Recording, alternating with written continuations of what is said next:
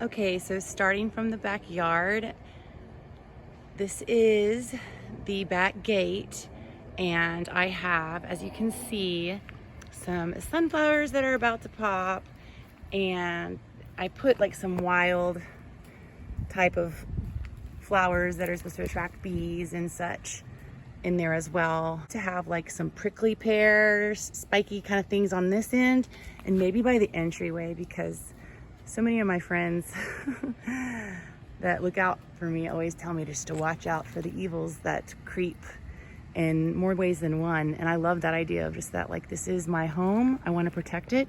And while I do have a beautiful garden, I also don't want anyone to think that they can just peek their head in and take what they want, i.e. these cucumbers on the fence. Well, the gate and the fence, it's its own trellis, of course, so that has lended itself wonderfully.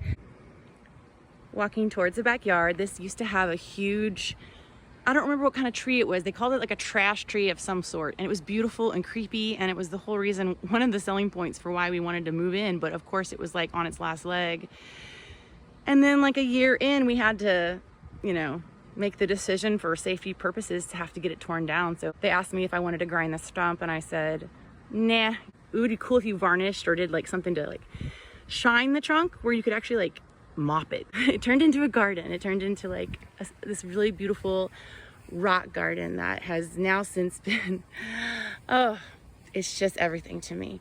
And it just started kind of like telling me what to do. Now all the rocks and the flagstone and everything you're seeing, this is all stuff that was left behind from the women here prior. They didn't tell me obviously what to do with it, but I found all those big rocks like when they had their estate sale. They were all kind of together, and then with some quartz and all sorts of cool stuff that I have inside now. And I always wanted berry bushes, so there's a blueberry bush, there's a blueberry bush, and then I just started piecing everything together. Anyway, so here's some marigolds. I did that for my dad on Father's Day. The family, we all planted them, so now they're about to pop. And then I have basil. I was hoping to have dill up here, and it's just not happy.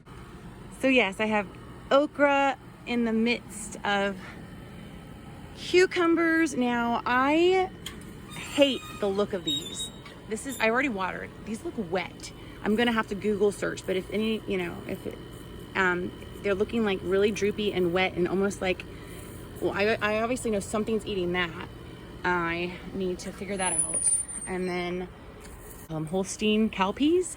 So those are the ones that are gonna like look like really long stringy peas, and you can pop them out like Crowder peas. Like, I think it'll be really, they're hardy. It's a crop cover, but it also like has really good nutrient content.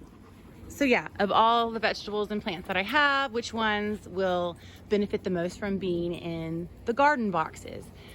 But as of now, I kind of emptied them and cleaned them out, and because again, I am trying to just utilize my space, and this is where it all started. This is where I had my garden big grow bags, where I started like a couple of months back, where I realized this is like a really wonderful, beautiful sunspot, and everything seems so happy.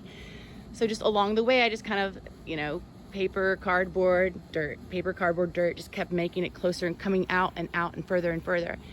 And so this is like, well, this will be my garden for everything, but it's kind of my Yim's garden. This is where I hope that I will have a big success with the pickling cucumbers.